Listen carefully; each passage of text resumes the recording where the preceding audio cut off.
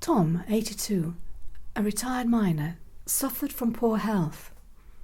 He was a widower without children. Tracey first came into the lives of Tom and his wife as a child of 12 who wished to ride their pony and stayed for the rest of their lives, their honorary granddaughter. I adopted him as my granddad. He was an amazing man. He came to my wedding. I introduced him to John first to see if I had his approval. When the children was toddlers and they would come up, and it was just amazing.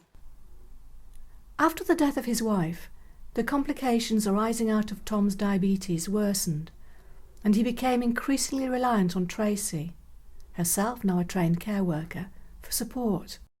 So I started taking Tom to the doctors, I started taking Tom shopping, and when he got ill, everything sort of like it rolled into one. Once we go over one illness, then another one would take over.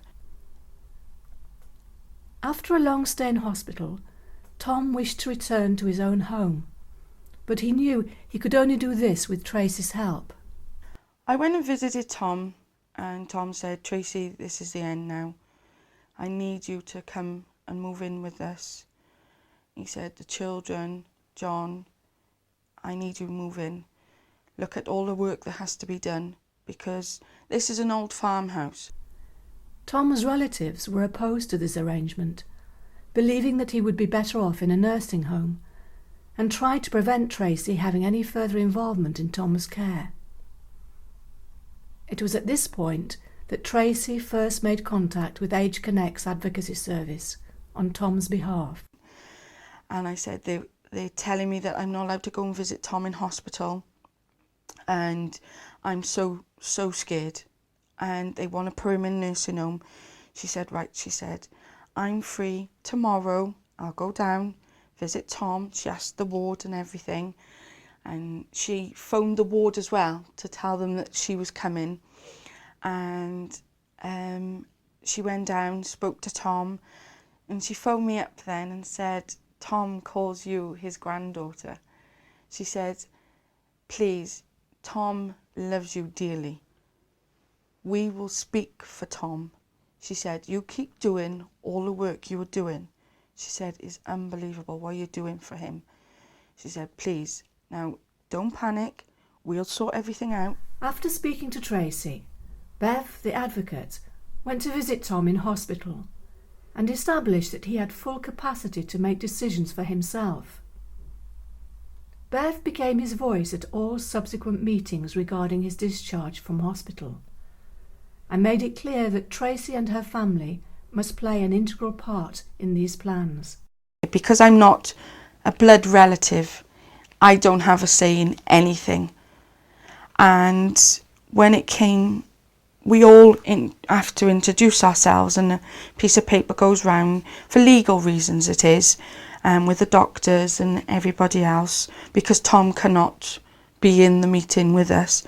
So Bev, the advocate, was in the meeting and she introduced herself, and then it went around the cousins, and sadly it came to me. And I was holding this piece of paper, and Tom always called me granddaughter, and I always seen myself as his granddaughter because we were so close. And before I could say anything, the cousin just stood up and went, "This is a family friend."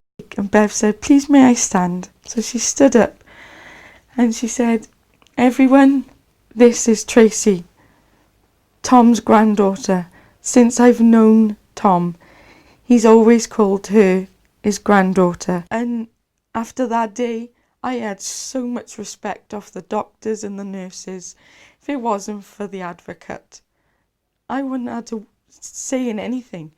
Tom would have been in a nursing home, not at home where he should have been. When Tom came home, we had another advocate called Catherine.